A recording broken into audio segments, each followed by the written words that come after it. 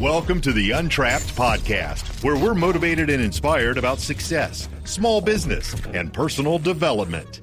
And now, Keith Kalfas.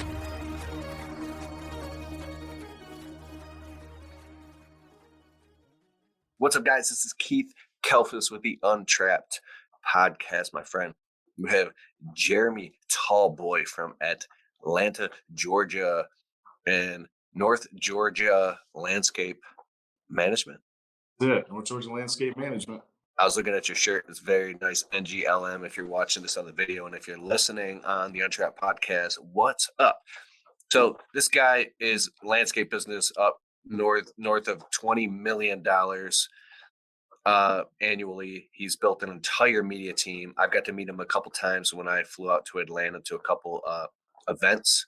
Craziest thing, when he first started his landscape business, he said he was watching my videos, and now I hear all these people talking, man, you got to meet Jeremy Talboy. I'm like, Talboy, is that a real last name, or is that like a stage name? That sounds so cool.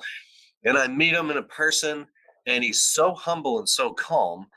And now he says things like, well, you're going to listen to him talk because I'm going to do less talking because I'm interviewing him.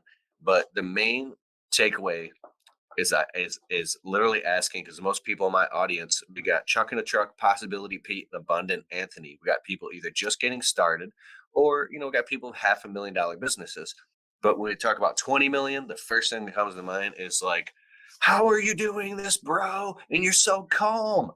And that's fascinating. So what's up, Jeremy? Not much, man. How you doing tonight? Bro, I'm so grateful, and I'm just filled with inspiration. How about you? I'm blessed, man. Super blessed. Every day is a blessing for us. So, see, do you hear that in his voice? That's how he talks. Every day is just a blessing, man. I just can't believe I get to be a part of this. It's true, man. I tell people all the time, life is not meant to be a punishment, man. This is a gift. So take every day as a gift and count your blessings. So. All right. Tell us your story, bro. Yeah. So, I started my company back in 2010, very end of 2010, right out of college. I actually went to school to be a history teacher, and I was going to be a baseball coach. I played baseball in college. And that's where I kind of get my competitive spirit from, right? So I kind of got bit by the entrepreneurial bug my last year of school, and I thought, I'm going to take a shot at trying to build something and make some money in my life. And honestly, I thought that I didn't really have much real world experience. I worked in a couple kitchens and restaurants, and I didn't want to start a restaurant. So I decided I would start a landscape company, because I figured, honestly, it was probably the easiest thing to learn the fastest. We were kind of towards the end of a recession. Everybody remembers. A lot of people were getting out of the construction industry and getting some trailers and some mowers and going and cutting grass. And I became one of those people. I was watching shows like Shark Tank and Bar Rescue. And there was a show in particular called The Prophet with Marcus Lemonis, where he would go and kind of rehab failing businesses and kind of invest in them and find where they were hurting and struggling and position them in the industry by systems and processes and people and, price, product, promotion, all those sort of key elements to success. And so I learned a lot from that. And so when I graduated from college, I went and I got a mower. My dad helped me out. We got a mower, and I just started going door to door, cutting grass. And the rest is kind of history. I was very fortunate to meet a lot of people. I had a lot of good help on the way. I had some mentors. I got into installation about 2014 or so. And that's when I was really starting to watch you and Jonathan Potoshnik on YouTube, trying to get into the commercial space a little bit, trying to get into the big money stuff, and not so much the homeowner, the residential mowing and maintenance, trying to build some walls, trying to put in some irrigation and sod, and then go after some commercial clients. So I get on YouTube and I start Googling, how to price commercial landscape bids. And then Jonathan Potoshnik popped up, and I start watching his videos, and he kind of walks you through things.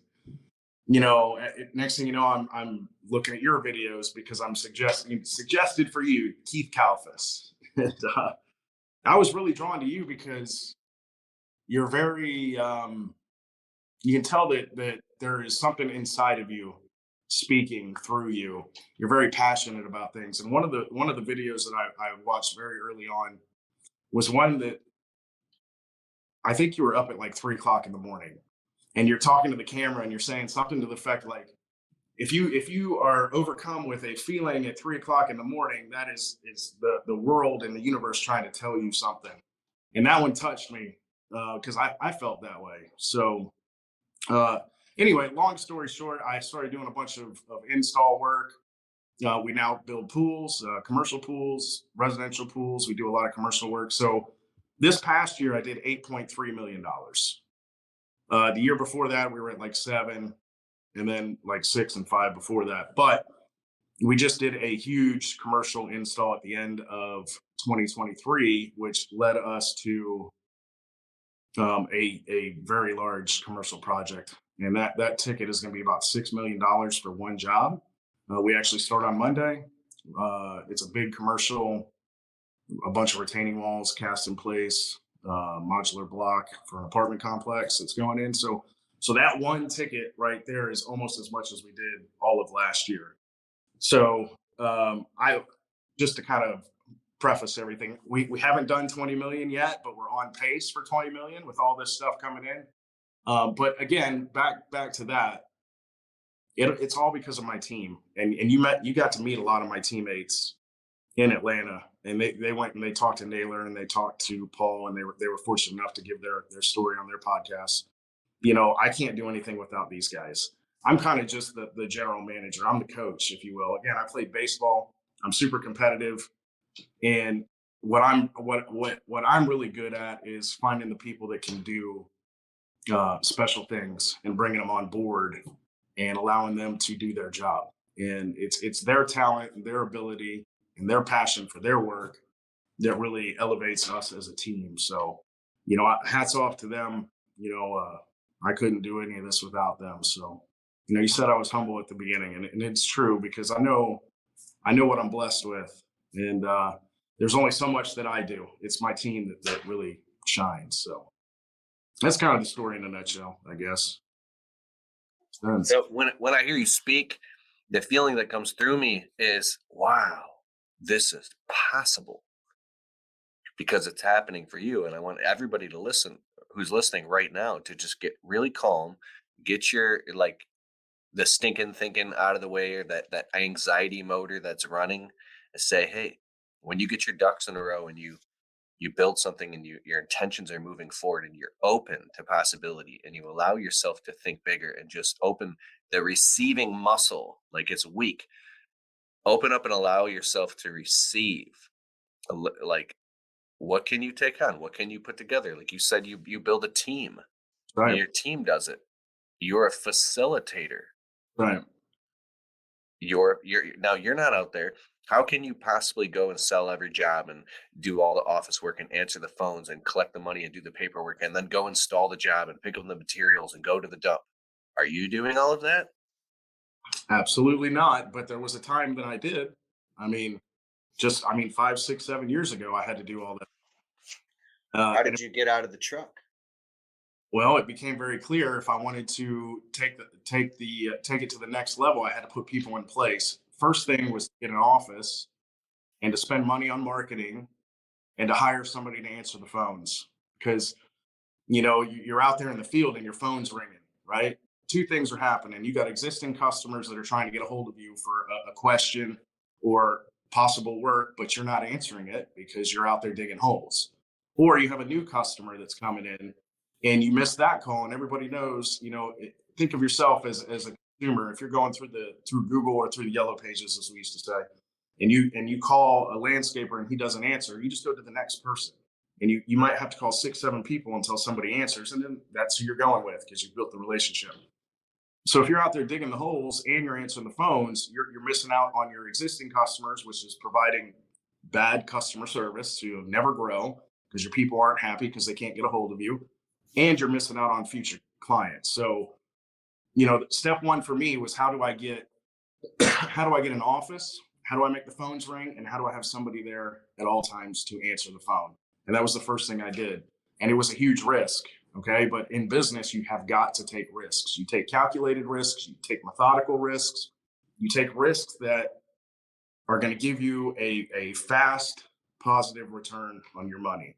And marketing money is always money well spent, but it doesn't go anywhere if nobody's on the other end of the phone answering the phones. And there's no systems and processes in place for the person that answers the phone to get them on the schedule for whomever needs to go out and do the estimate or the quote or the work. So those are kind of the first things that you need to figure out.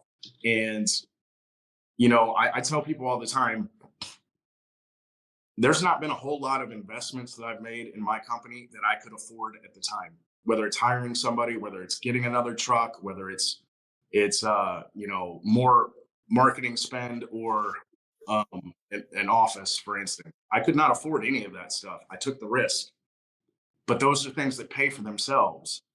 And you can't get to the next level without taking that risk and putting those things in place that give you that return. So at some point, you gotta have faith, man. You were talking about anxiety a minute or two ago.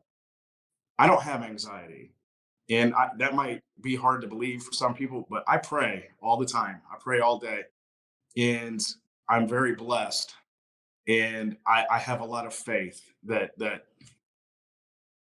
the moves that I'm going to make are given to me through faith. And when you have faith in whatever you believe in, that eliminates anxiety because you know that you're being guided by something, a guiding light. Now, that doesn't mean that I've not made mistakes, but I've not made a mistake that takes it all down. It may be a mistake that I have to learn from and make an adjustment. And it helps me still elevate to the next level just by learning that. So, when it comes to getting to that next level, you've got to have faith and you've got to take risks, and they kind of come hand in hand. So I think the office and having somebody always answering the phone and then advertising money to make that phone ring, those are the first three big leaps of faith that you need to take. Man, I want to add real quick before I ask you the next question. This is going amazing. So I used to have anxiety so bad. I remember Dr. Wayne Dyer said, there's no such thing as anxiety. There's just people having anxious thoughts. And the feeling of sitting on the fence and being afraid of the unknown and not knowing which way things are going to go and being scared and then anxiety produces in your body, it produces cortisol. Ooh, it's rough. But now, I think I have anxiety sometimes, but it's more so that same feeling is different now. It's like when the feeling comes up, it's, oh, you better make a decision. You That's right. better take action on this. You better decide whether you're going to do this thing or not. And if it's no, it's a hell no. And if it's yes, it better be a hell yes. You better get off the fence. You That's right. better be clear. Something ain't wrong. You better speak up and go. You better go interject right now. And you better go get in there and make sure like it's this it's this thing telling it's a guiding force now. It's funny. So the next thing is, so once you've got the marketing, because the reason I said that real quick is because if you have anxiety and you're spending the whole day having worried thoughts and you're sitting on the fence and indecision, you're making a decision whether you like it or not to do that all day. And you can piss away 5 years being that way. And you made the decision to do that. And you got to go look in the mirror and realize, or you should go stand before God one day and say, hey, oh, when I was scared. So it's like, and somebody also said, you're going to get all the way to the end of your life terrified, never taking any risks or anything. And at the very end, you're going to go, oh, I made it. That's right. You Have nothing to show for it. So I got a piece of advice from one of my mentors. That, his I'll name say is, it again. You cut out. yeah, one of my biggest mentors, kind of in the beginning of my career. Yeah, a great piece of advice. Make a decision and make it fast. Because even if it's the wrong decision, you're smart enough to realize that it's the wrong decision very early on and course correct. Instead of sitting on the fence, just jump left, even if you don't know that that's right. And you'll know very early on that that's not the right side of the fence. Hop the fence and get back on the other side, right? So what do you do when that decision is you need to commit to somebody right now that you're going to deliver a result, and you're a little scared that you don't have all the information or the manpower, the stuff that you need? And that's my question. So, first of all, try not to ever overcommit, right? That's one of the lessons you learn early. Try to under promise and over deliver, right? So, but in the event, how you learn that lesson is obviously by making the mistake. But at that point, you have to trust yourself. And you have to look at your resources. What resources do you have? You got industry partners, you got trade partners. There's people all over Facebook that can help you. Let's say you don't, like you said, you don't have the manpower. You can get on Facebook right now and go to Facebook Marketplace, and you can find people that have access to labor. They have machines, they have trucks. There's people always looking for work. So you have to be resourceful. Ooh, I just had an epiphany. So Chuck in a truck will be like, "Oh my God, I committed to dig this ditch. I'm scared. I'm just gonna go again, just dig my ass off till 10 o'clock at night, 3 nights in a row to get it done." Yeah. So Abundant Anthony will be like, I need a team to dig this ditch, because ain't no way I'm going to be doing this for the next 3 nights till 10 o'clock, because then I will be useless every other area. So I need a team to dig that while I'm the visionary facilitator. Huh? Right. And so if you can get that guy, if you can get a team and you can have them start digging, you know what you can do? You can now free up your time to go knock on all the neighbors' doors and say, hey, do you have the same problem as Sally over there at 4392? Because I got a team over there. Look what we're doing. And for the low price of X, Y, and Z, I can do it for you and solve your problem. So your job is because that's your job is to keep the calendar full, or to be the visionary. You're going to be, if you're going to own a business or own a company, right? There's a difference. You can have a business, you're going to be out there doing the work, or you can create a company, an organization, right? And if you're the leader of the organization, obviously you're the general manager, you're pulling all the strings, but you also have to keep the calendar moving. You got to sell. So again, you sell a 3-day job and you may give up some money on that job by having the people, having teammates come in and trade partners or whoever, laborers come in and do the work. But now that you up to go sell more, next thing you know, you got half the neighborhood, right? And all you're doing is kind of just making relationships and keeping the guys busy. It's symbiotic. It's a team. Think of it like a baseball team. You got your general manager, and then you got your manager in the dugout, and then you got your players, right? So you don't ever want to ask your pitcher to hit cleanup. So everybody kind of knows their role. And by making those moves, it all starts with that risk. You got to take these calculated risks, and then build off of it. Now, how do you make sure that these guys are properly jacking the trailers down properly, so the hitch properly sits on top of the ball, so that don't get disconnected during traveling and cause a 10-car pileup? And like, I'm talking about all the safety issues and the fears of people getting injured or doing stupid stuff, and like all the stuff that's like the question marks. How do you make sure all that is under control? Quality control, safety control. Sure. So, kind of at the beginning, it's hard to know what you don't know. So you're going to have your eyes on things. But what I was very lucky with is I was able to hire people that knew more than me. And that's what I'm always looking for, right? It doesn't matter what role it is. We just hired a new office manager, and she is coming from a competitor, a large commercial landscape company right across the street from us. And she built out that branch. So the reason I was so attracted to her is because she built out a branch for a top 10 nationwide company. And she's going to come over and she's going to build out my branch. So what I mean by that is try to always find people that know more than you, right? When it comes to trailer hitches and stuff like that, if you know what you're doing, then obviously you're going to put your eyes on it and you're going to watch them do it. And you'll know very early on, this guy has no idea what he's doing. I cannot put him in charge. Or you can see how fast and how efficient he does everything. Hey, my friend, have you ever heard of the ramp rack? Yes, this is an insert, heavy-duty steel insert that you can put in the back of your pickup truck bed, and it has a fold-down ramp, so you can literally drive your mowers, weed whips, blowers, gas, everything, a complete mobile lawn and landscape unit, no trailers. It completely eliminates the trailer, and this thing is heavy-duty. My friend Wyatt Farmer is the founder of a ramp rack, and you might have seen him at the Equip Expo. So I'm like, dude, I got to talk about this on the podcast. And also, he has the ramp rack and the ramp rack sport. You got to check this out. Go to theramprack.com, and he gave me a special promo code. If you type in Keith10 during checkout, you get a huge discount on your order. How awesome is that? So go to theramprack.com and check it out. It's epic. You know you're in good hands. So, you know, eyes on everything, but you don't know what you don't know.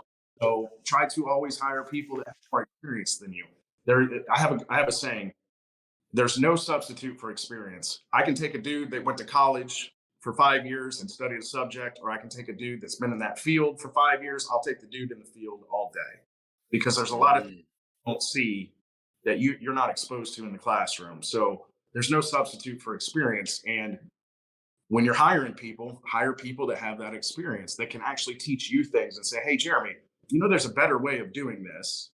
And then, you know, you're in good hands. So, and to be honest with you, you're never going to have all your eyes on everything, right? So you got to build trust with people. So they better have a lot of experience, and they better be able to teach you things in order to earn your trust. So that's what I mean when I say I have a really good team. You know, we have about 100 people in the peak season. We cut down to about 60 in the off season, but I got all stars, man. Now I'm 14 years in the business. It wasn't always like that, but I got some really studly people, and they all know more than me, and they help me build out each division of my company. So, you know, that's kind of it, man. Be careful on who you hire, but you'll know very early on, does this guy know what he's doing or not? You know, so you're not afraid to have difficult conversations. Yeah, you know, I think we talk about hire slow and fire fast. I think you said hire fast and fire fast. Either way, you know, if you're going to hire slow and fire fast, that allows you to really find somebody that, at least on paper, checks all the boxes and has all that. But you're going to know very early on. You know, you can have a guy that has a really stellar resume, but he can't, you know, hook up the trailer, and you're going to know real quick. Like, sir, that's upside down. You know, I don't think this is going to work out. So you got to get real quick. So, you know, man, you just gave me a memory. I've been landscaping my whole life. I've worked at tons of companies and had my own business, and I learned a lot by working at a huge landscaping company. The division assistant manager's job was to go around and make sure that every single crew in the morning before pulling off, he would just keep his eyes open on everything. And he taught me whenever I was a foreman, and he taught me whenever there was new guys, like my job was to, Joe, punch in, start getting these tools from here. Sure. Bob, you go hook up the truck and trailer, do this. And then Bill, go open up the trailer and load up the machines and do this checklist. And then I would sit in and record the odometer and then check, you know, do a pre-trip inspection around the vehicle, make sure air in everything. And I never trusted the guys that were new to make sure that they had hooked up the truck and trailer right, and we're doing light check. I told you, man, I got it. And I would go and I would look, and something would be wrong. And it was traumatizing to me, because I felt like I couldn't trust people. And then I trusted a guy in my own business to pull a truck and trailer. He almost caused a 5-car pileup, bro. Like, gosh, he didn't clasp the coupler. And so he lifted up the dump trailer, and it became detached, and it just smashed into the back of the truck. And I was like, well, I was glad it happened when he got to the job site, but I was thinking about, like, how do you multiply this And he was a guy that he was just having a really bad day and he wasn't thinking straight. And then I was like, how do you multiply this across? How many crews do you have? So we have 11 maintenance crews and 10 install crews, but then we also have a construction division, and that's all subcontract. So there's 21 crews. Yeah. Are they all the same trucks and same trailers? We use all box trucks just for that concern right there, right? If I can eliminate one of those touch points, the trailer, one, I don't have to buy a separate piece of equipment. I don't need a separate tag. I don't need separate, additional tires and all that stuff. And then there's the safety concern of exactly what you're talking about. Do the box trucks pull dump trailers around? How do you get rid of all the debris? Yeah, so we have box trucks. We have flatbed box trucks. Without a box, like a Suzu NPR, and they all have trailer hitches and they can pull all that stuff. But yeah, but the subcontractors all have the dump trailers. So their equipment. I don't have any dump trailers on my crews. We have all box trucks and flatbeds. And these are for maintenance crews. Oh, maintenance and install. Yeah. But when you do install, how do you haul away all the old stuff? I have all flatbeds. So when I say box trucks, they're Isuzu NPRs. We have all NPRs. The maintenance trucks obviously have all the boxes, but the install trucks have the flatbed with the dovetail. So right, so they're open. So where do all the tools go? Is there big? They have cages and all that stuff. Yeah. And everything else we have. I mean, we have everything delivered. We have the flatbed, so we can go get a pallet of pavers if we come up short. But all our aggregate, all of our filter, everything is delivered on site for everybody. So they just show up with the dingo or the bobcat and they just start working. Okay, so how do you do quality control with the specs of each job to make sure that that people aren't cutting corners? So I have 5 in-house designers. The designers do all that stuff. The designers, they sell the job and they manage the job. So they order all the materials. They communicate with all the clients, whether they're commercial or residential. We do a lot of residential design build. I don't do any residential maintenance, but a lot of just backyard renovations, pools, all that stuff. But my designers, they handle all that stuff. So the same guy who does the selling does the designing and manages the job and makes sure the crew is doing what they're supposed to do. And so they will. So the crew all has a foreman, obviously, right? And those foremen, they're awesome. I mean, they all have iPhones. We do FaceTime. But the designer, obviously, they have quotes and other consultations they have to do, maybe Tuesdays and Thursdays. But Monday, Wednesday, Friday, they're checking on their jobs. So they're there every other day for an hour or two, and then they go do other consultations, and then they'll come check in. The foremen are okay with that? Oh, absolutely. Yeah, we've been doing this for, 7, 8 years. It works really well, but it also allows me to pay my guys a lot more. My designer's getting paid to be a designer, a salesperson, and a project manager. And they can control their own flow. If they're booked out for 3 months, they can say, hey, I don't want any appointments for the next 2 weeks. I'm going to focus on my jobs. And vice versa. If they're only booked out for 2 or 3 weeks, they can say, hey, Jeremy, see if you can get me 10 consultations this week. And we can, because like I said earlier, I have an office, I have marketing spend, and I have somebody answer the phone all day. So I can turn those levers. I can turn up the marketing spend, the ad spend, and the phone will ring off the hook, even in November, December, January. Or I can slow it down if we're really booked out. So my designers have the capacity to control their own schedule and basically control their workflow and how much money they want to make and how hard they want to work. So that's how we do it. I require them to be on a job site at least 3 times a week. So that's every other day. And we explain that to our clients, but you got to understand, we have really good foremen too that can, they take the drawings, everything's there. We spray everything out. We FaceTime every day if we need to. I say I don't do it much anymore, but my designers do it that way. And again, this is a process that we just kind of worked through and built up as we grew to see how we can grow and get the most out of our time and still put out a quality product. All right. So the phones are ringing. There's people going to the contact form of the website. The leads are coming in. How many people are in the office? So like administrative staff. Yeah. Now I got my wife.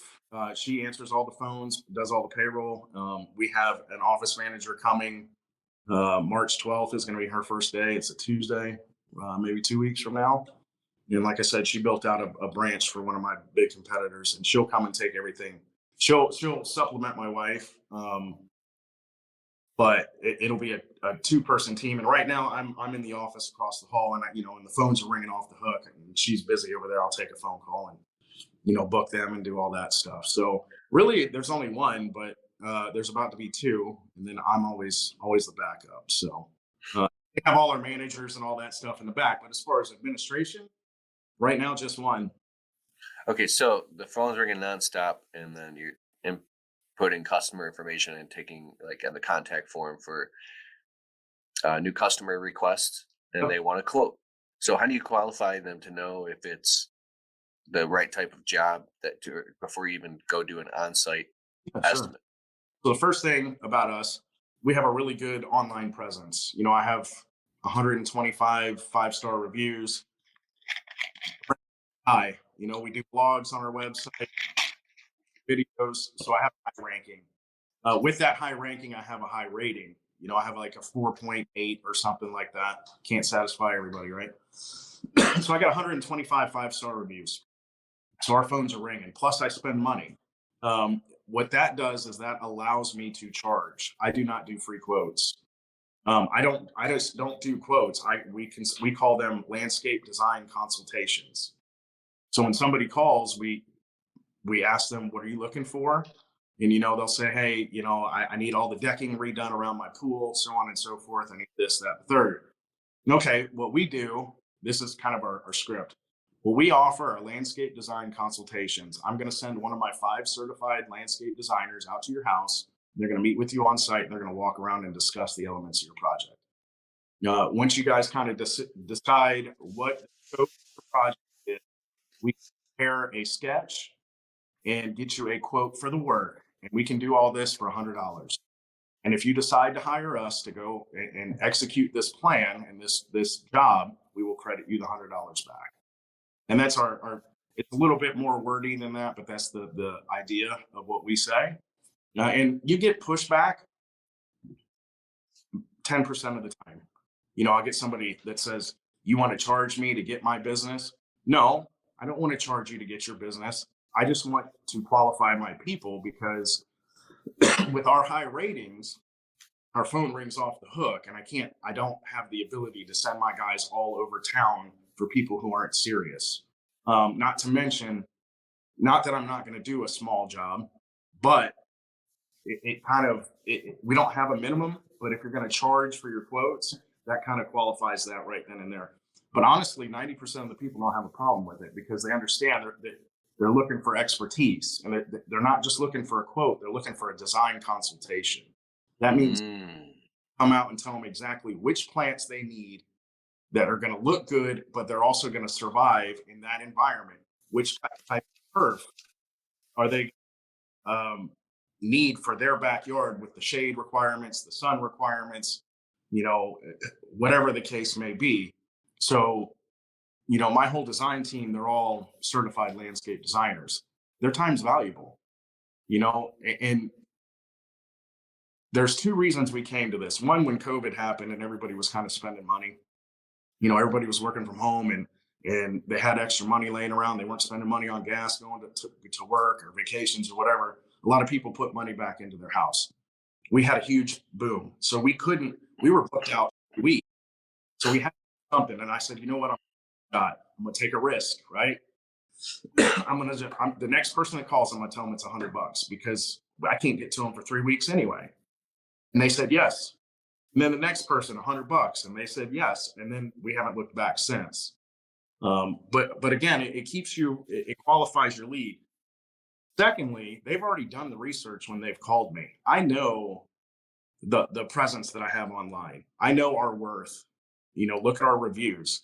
And the people that call us, they've already done their research, especially if it's a $100,000 job. They're not just going to go through the yellow pages and start calling random people. They're going to look at reviews, and they're going to read testimonials, and they're going to vet people on their own before they call. So by the time they called me, they've already essentially chosen me. I'm already in the top 3 of who they want to call, and they have no problem paying us because they know we're worth it.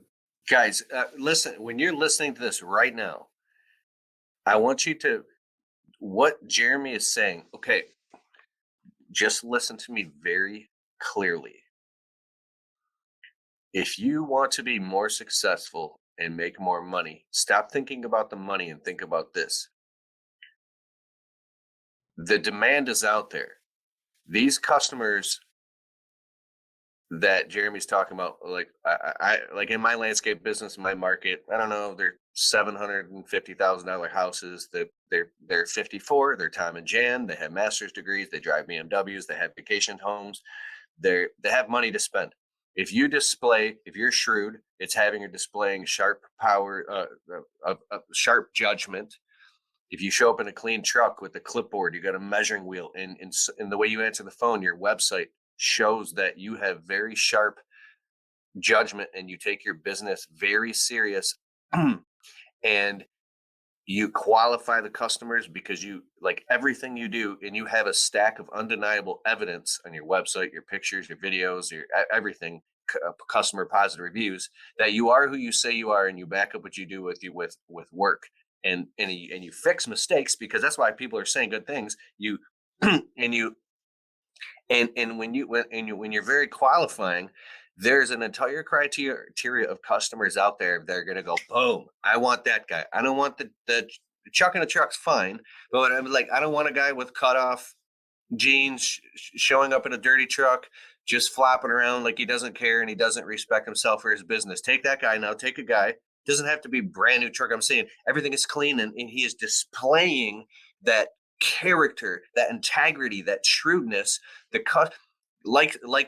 Attracts like, and water seeks its own level. So the customer who's the cheap, nitpicky customer who's looking for the cheapest deal is going to go for the guy with the cutoff shorts because he knows that guy's going to charge less. The customer who's got the money, who wants to spend top dollar, is going to go with the person that they know because they've been around the block and they understand you get what you pay for. So Jeremy is basically saying, like he's living in abundance. He's talking in abundance. Everything he's saying is like, what do you mean? Of course. Like, because he knows. So the one thing here's, I'm just going to sum this up with this, what a lot of us don't understand that are stuck in scarcity is we're reaching out, almost begging like a victim, saying, please give me a hand up, life. No. Once you fucking decide that, you get what I'm saying? Yeah. That's when you started tracking. That's What's right. up? Track because you change the vibration that you have inside, and you start vibrating on the right frequency that starts attracting the stuff that you want. It's manifestation. It's the power of positive thinking. It's the law of attraction. And it all starts with your vibration. And when you know that you're worth something and you put it out there, now you can't just be full of shit. You can't sell bullshit. But when you start putting out a quality product and you start building that confidence and you start peacocking, right? You start bowing your chest out, you know what you're worth, right? If that stuff expands because now you're starting to vibrate on the right frequency. And again, you start attracting what it is that you want. And then you start thinking about it. And then you get more confidence. And then you vibrate even harder on the right frequency, and more stuff comes. It's Hey, my friend, if you want to launch your landscaping business successfully this year, then I highly recommend you check out my brand new free landscaping launch 3-video series at keithkelfis.com/landscaping series. Listen, I've been running my landscaping business for over 13 years, and I really believe I know what it takes to start a home service business from literally nothing and take it up to the 6-figure mark. I've been through all types of frustrations and lessons and successes, and I've condensed all of that wisdom down into 3 hyper-specific trainings that you can get access to right now for free. Open up your browser and type in keithkelfis.com/landscaping series, and I'll see you on the inside. It's a secret that's not a secret. I mean, there's tens of thousands of books about it. It's been talked about for thousands of years. It's all the most successful people do it. Once you start kind of tapping into that, sky's the limit, man. I'm attracting some things into my life that I've always dreamed of.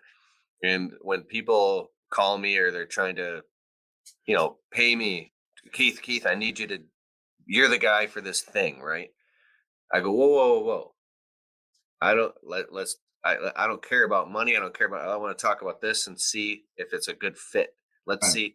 And they're like, so you can put yourself into a position. It's not a manipulation thing. It's because you basically, would you like to have people begging to give you their money? No, no, you're laughing because you can get to a point where people don't want to go with anybody else. They want to write the check once and solve the problem. Right. That's right. And what you were talking about the guy with the cutoff, when it comes to our industry, um, that guy in the cutoff, he may be cheaper, but there's going to be problems, right? There's always going to be a problem. And what's going to happen? What is your client going to do when they can't get a hold of that guy? Our price is higher, but we guarantee everything. And you can look at our testimonials and our reviews and everything, and it's a testament to the quality that we put out. Now, that's not to say that we're absolutely perfect and we're never going to make a mistake.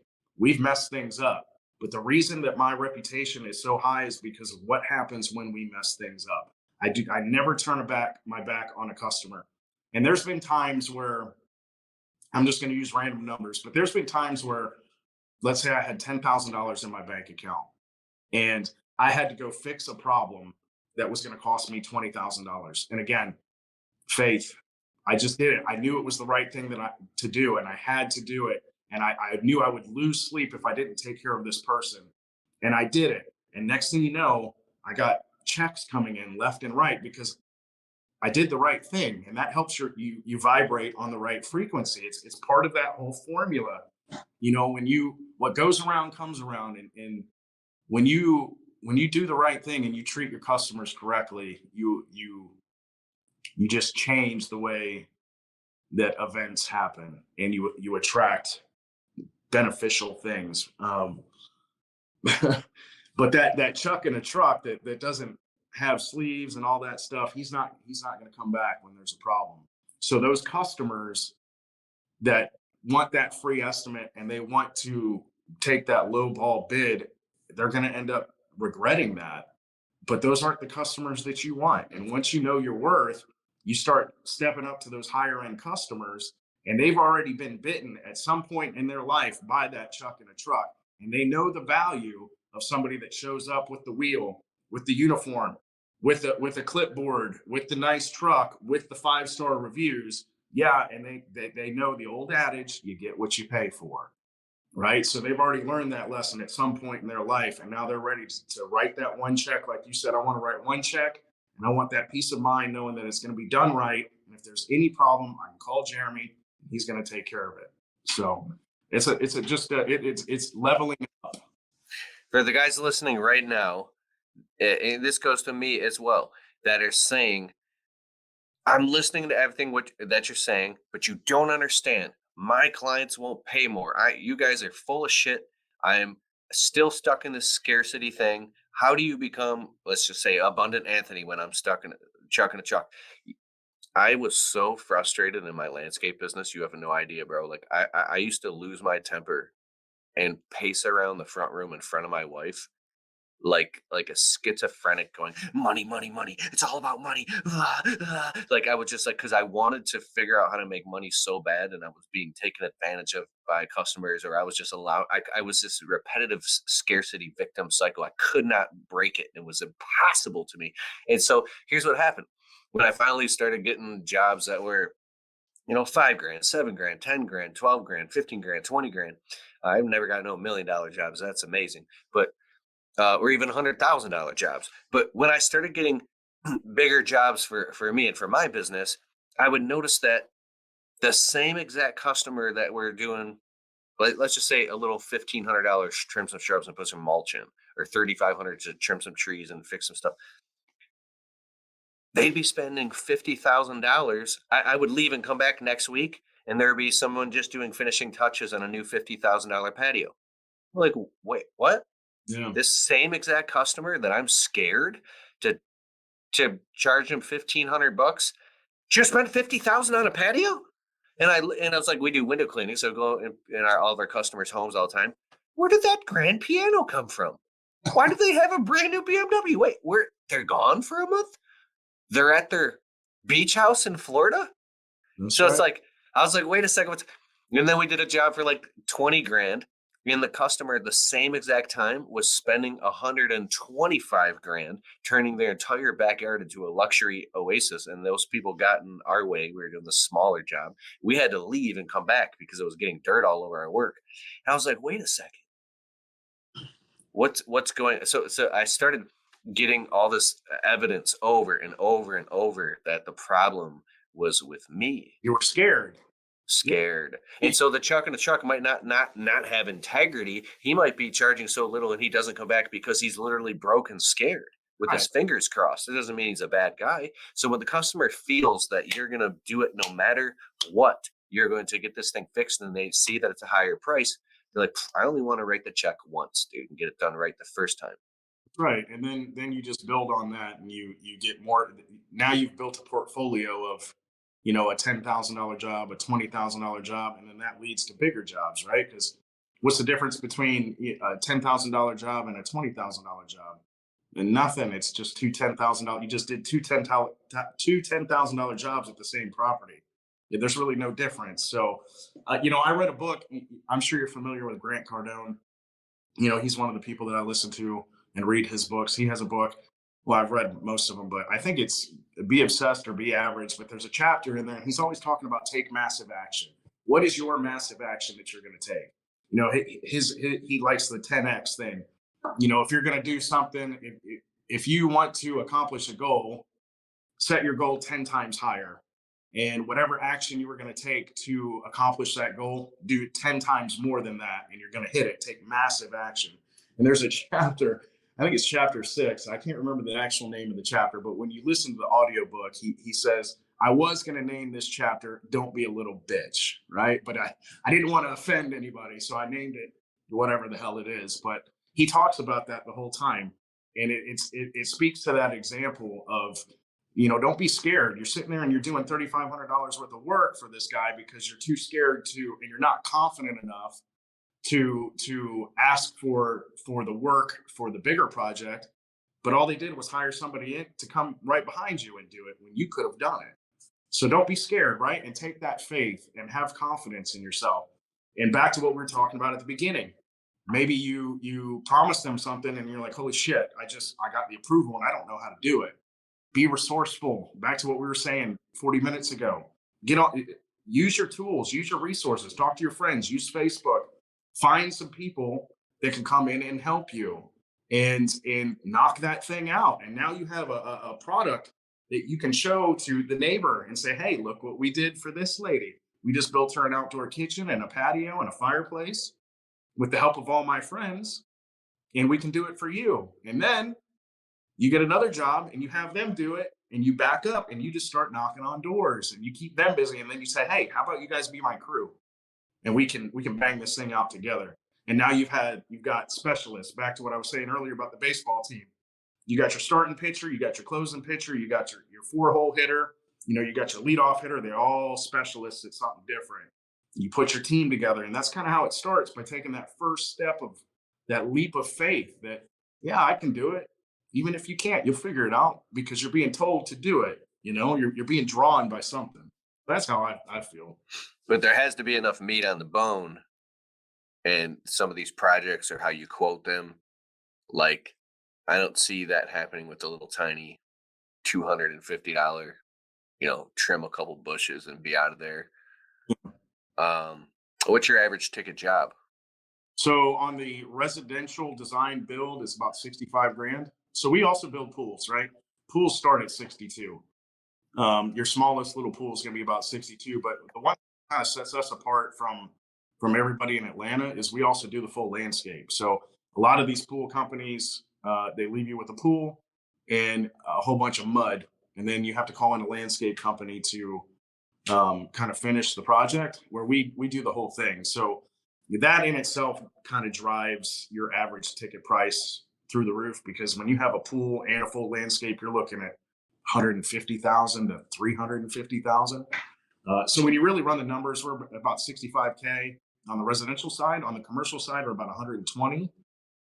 Those are just big ticket things. We do a lot of work for apartment complexes, so a lot of big retaining walls. And we might go into an apartment complex, rip and replace every single plant and tree, put in all like 30, 40 zones of irrigation, mulch, a pet park, artificial turf. So those tickets are even higher. The margins are a little bit smaller. It's a little more competitive, but the tickets are higher. So yeah, on the residential side, about 65 grand. Bro, so I gotta admit something right now. We do mostly residential, and I've done a few commercial projects, and I turn them down because these HOAs start asking stuff like that. Will you trim every tree in our complex? Will you go and rip out everything that's dead and replace it with something that's alive? Right. And I start thinking about making sure all the zones are irrigated properly, making sure things are planted properly, and that I'm overseeing it, and then looking at the death rate of things not getting watered properly. In times that we have planted stuff, I find myself repeatedly driving past the properties for years, making sure that the stuff stays alive, laying in bed at night, hoping the customer is honored their watering instructions, and they're not going to blame me.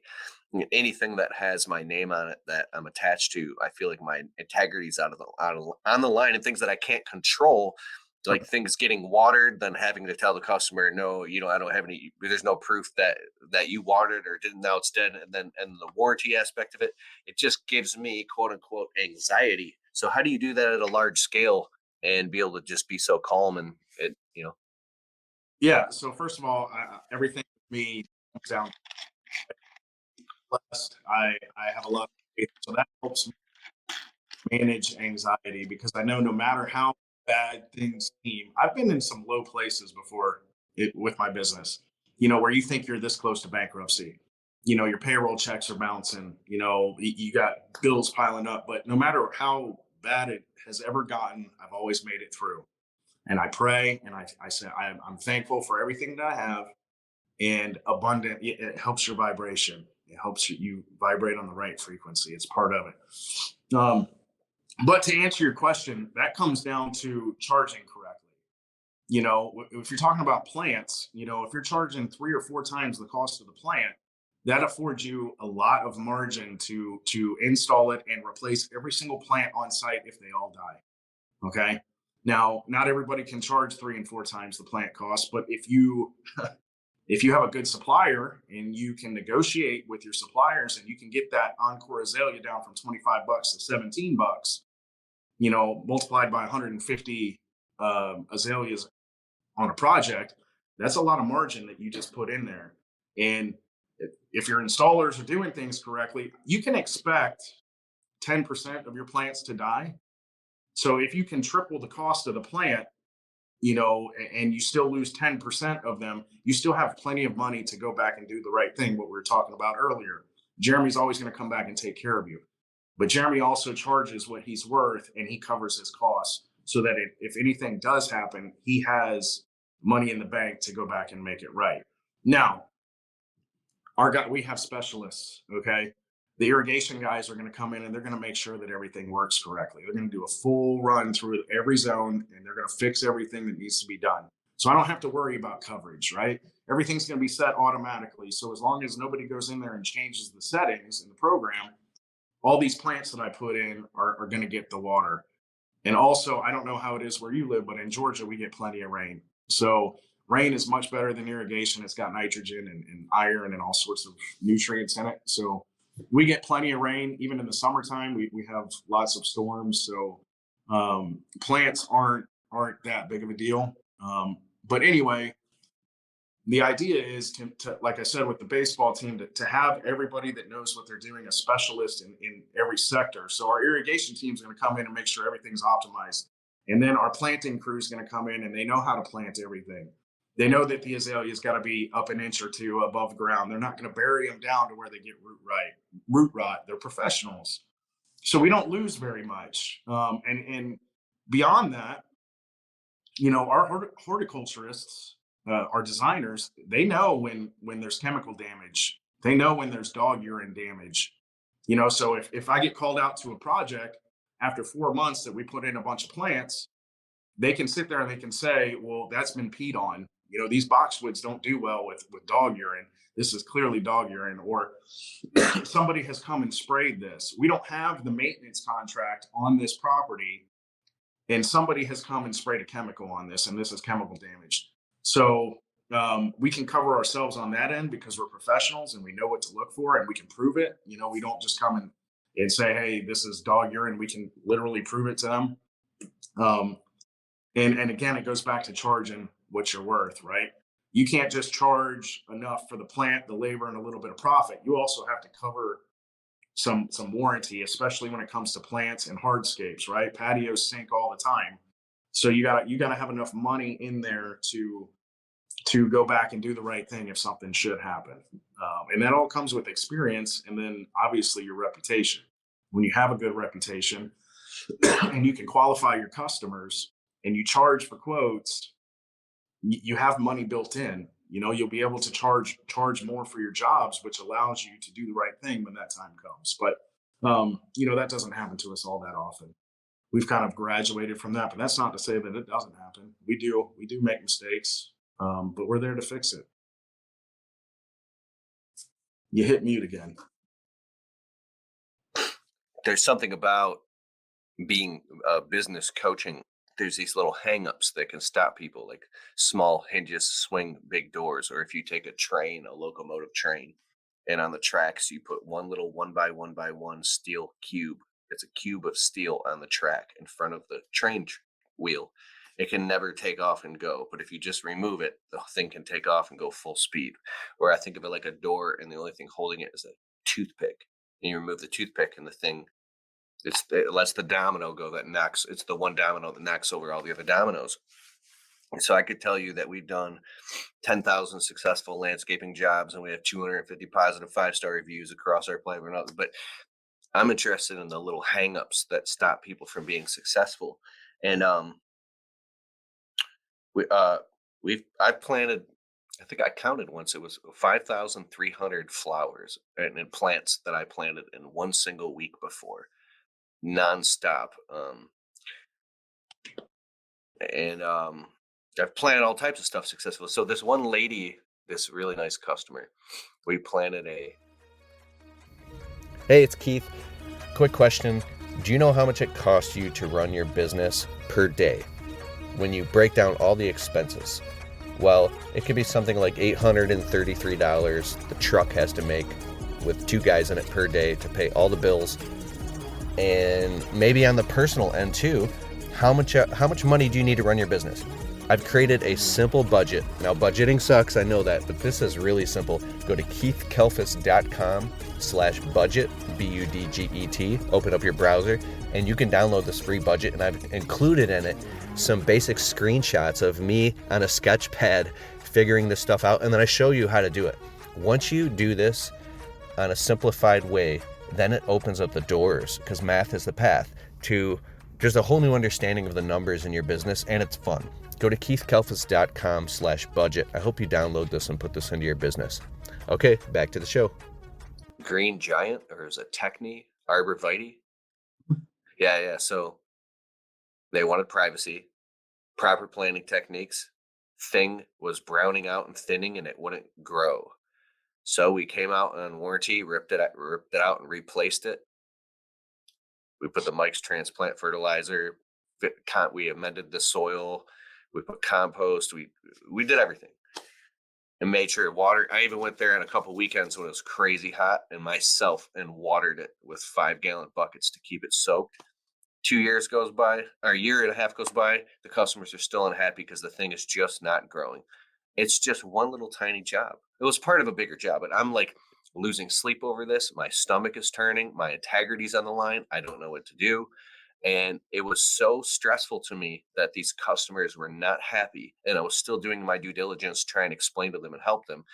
that the next time they hired us for another project, I came out and I just told them, this is unprofessional. But I was like, I've lost so much sleep over this, and I care so much, and I don't know what to do, and I feel horrible that I don't ever want to plant anything for anybody ever again, ever, because I literally don't know what to do, and I feel horrible. I don't know what to do. I'm so sorry. But the amount of stress was so bad that I couldn't fix that it felt like it could literally fucking cause me cancer and put me in my grave, bro. That's how much I care about my customers. And I say, how do you multiply that across thousands of customers and be planting shit all over the place? I could see if I was like so removed and I charged so much and I just had sales guys and employees to say, oh, Mrs. Jones, I heard through the wire her thing. Of course, send the install crew to go out and fix that Wednesday. Let her know. Oh, it fucked up again? Okay, fix it again. It's not like I don't care. It's just that some like you don't let it you have to get to a point where you don't let it affect you. That example that you're talking about the arborvitae. Yeah. Is that the end of the world? Did you lose your company? Did you lose the client? Did you go bankrupt? No, they just accepted the fact that where it was growing, it's not going to grow like their neighbors. They're hoping. And so the end result of that scenario right there was all okay. It was okay. And if you look back at a lot of the things where you had a ton of about, at the end, you made it. Whatever the worst case scenario that you thought was going to be the result of whatever it is, happened. So you put yourself through the stress of something that hasn't happened yet, and then you ended up putting yourself through the stress of something that never happened, because you're capable and you can figure it out at the end. And it may take you 2, 3, or 4 tries or whatever, but the end result is you're going to be okay. And when you have that mindset that you're blessed and that you're capable of solving problems, it helps you to alleviate that anxiety as things come, because now you believe in yourself that no matter what happens, man, I'm gonna be okay. I'm gonna fix it. I know how to fix it. But that does speak to your character, that you have that integrity. That's a good thing to have. That's a good quality to have. I'm cut from the same cloth. I've just kind of learned, and I'm not saying that I have always been this way. I can sympathize with that experience that you're talking about. Early on, I was the same way, but every single one of those scenarios that happened, I solved it somehow. And I thought, okay, this is going to be the one that takes me down. But somehow I figured it out by the grace of God, or whatever you want to say. I figured it out, and we kept on trucking, and new opportunities and new doors opened as a result of doing the right thing and taking care of that customer. And most of the time I learned a lesson that I didn't have to repeat. So once you realize that you're capable and that it's all going to be okay in the end, you can sort of put yourself at ease and just learn and build. You know what the worst thing of all is, bro? Yeah. It's not the worst thing of all, but it's in your business when you take on a job that you don't even want to do. It's the end of the season. You're so burned out. You just need it to end. You're so burned out in personal life, business life, employees. You're at your wit's end. Everybody's at their wit's end. And then this one job comes along and you're like, and it's like, and in that job is an unforeseen thorn that when you find it,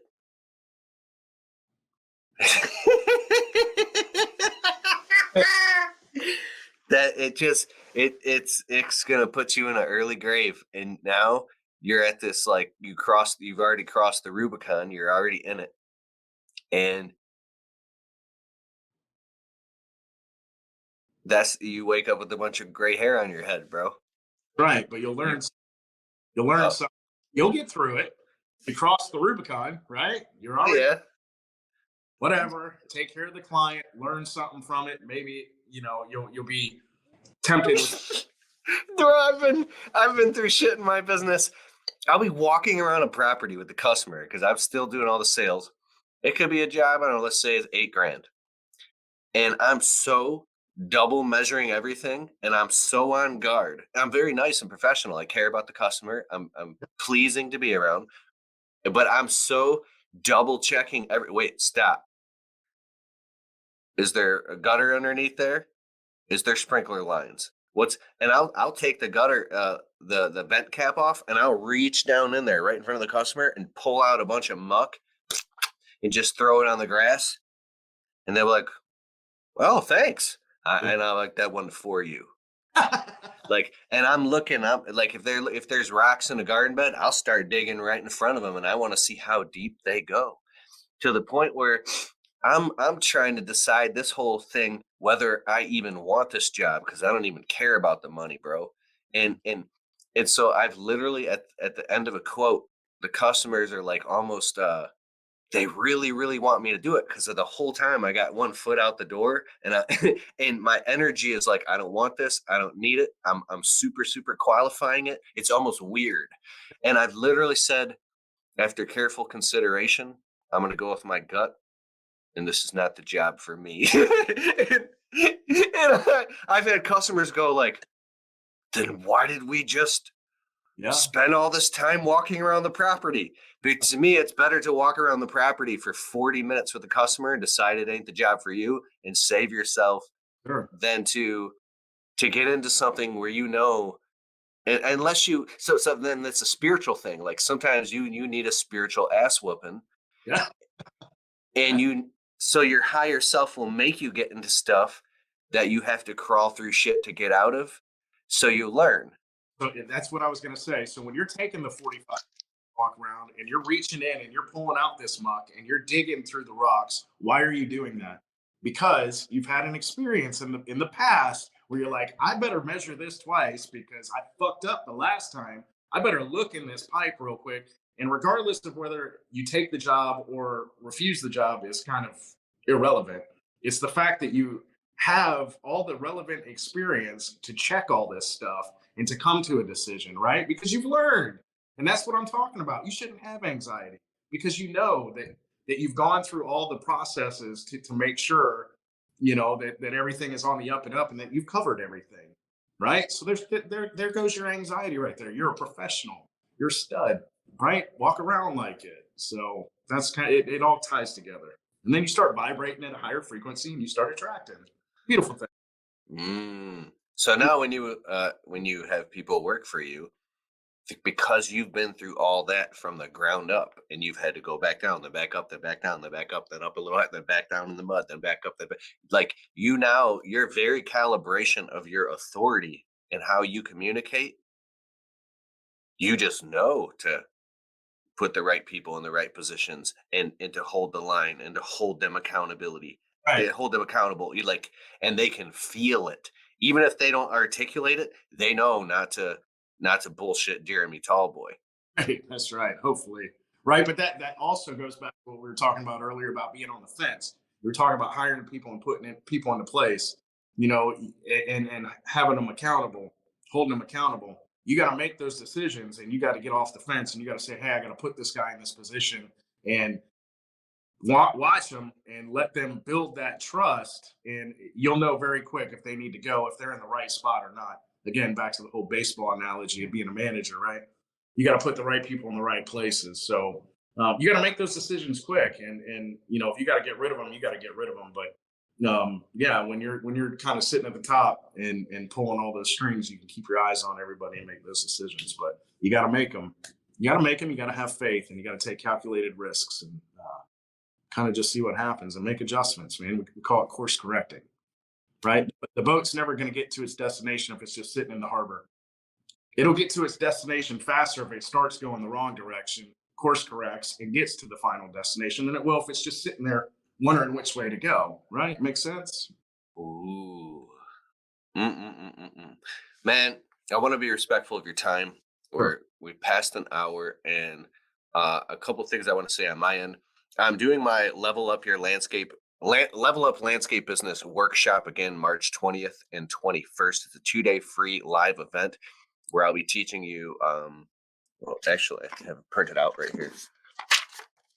The Level Up Your Landscape Business workshop. Go to keithkelfis.com/2-day register. 2 is just a number 2. It's one word. keithkelfis.com/2-day register. Or just go to keithkelfis.com. I'm going to tell my web person to just put it up there, the Level Up workshop. You're going to learn the service area research checklist so you can define your service area. So you're not driving 20 miles out to do stupid stuff that doesn't make you any money. You're going to learn how to choose your service suite. And it's basically define your suite of services so you can become a master of a few things instead of a jack of all trades. That way I'll tell you about it in the workshop. Then you're going to get the landscaper's property opportunity checklist. You're going to get this entire workbook that'll teach you how to identify, problems and turn them into opportunities, which also serves your customers and makes you more money and helps you increase your average ticket price. If you're stuck making $200, $300, $400, $500 per job, let's get that up to $2,000, $3,000, $4,000, $5,000 per job. I'm not even playing when I'm talking right now. And we're going to walk you through all this for free in a 2-day workshop. Go to keithkelfis.com/2-day register, open up your browser. And I also have some, it's a secret. I'll see you on March 20th and 21st. Jeremy Talboy, thank you so much for being on my show. Any closing statements, anything you want to share? It's been awesome. Yeah, I mean, I think I kind of touched on all of it, but at the end of the day, just treat people right, do the right thing, and inside of you what the right thing is. You touched on it earlier about integrity. If you have integrity, that's a great place to start. After that, just treat people right and listen to your instincts, and the sky's the limit, man. How can people find you on social media? Yeah, so NorthGeorgiaLandscape.com is our website, and then Georgian Landscape Design on Instagram will feature a lot of our design build projects. The North Georgia Landscape Management does a lot of the commercial maintenance, kind of boring stuff, right? Nothing really cool to follow, but the Georgian Landscape Design is my design and build install side. We put up a lot of videos, and that's on Instagram. So Georgian Landscape Design. Bro, we're kindred spirits. Thanks so much for being on my show, the Untrapped podcast, and also awesome meeting you in person twice in Atlanta. Anybody listening right now, if you're listening on the podcast, Apple or Spotify, please leave the show a well-worded review. It helps boost the rankings so this show can touch more people's lives. And we just crossed 700,000 downloads. We also hit number 37 for a moment on the entrepreneur category on iTunes, which is pretty cool. And we'll see you next week. Peace.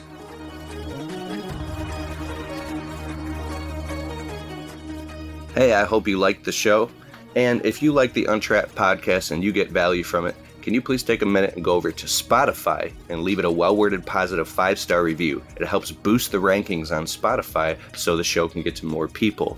Therefore, these messages can get out to more people and inspire more people so then they can go out and start their small businesses and crush it and get to the next level. It's a huge deal. All right, I'll see you in the next show.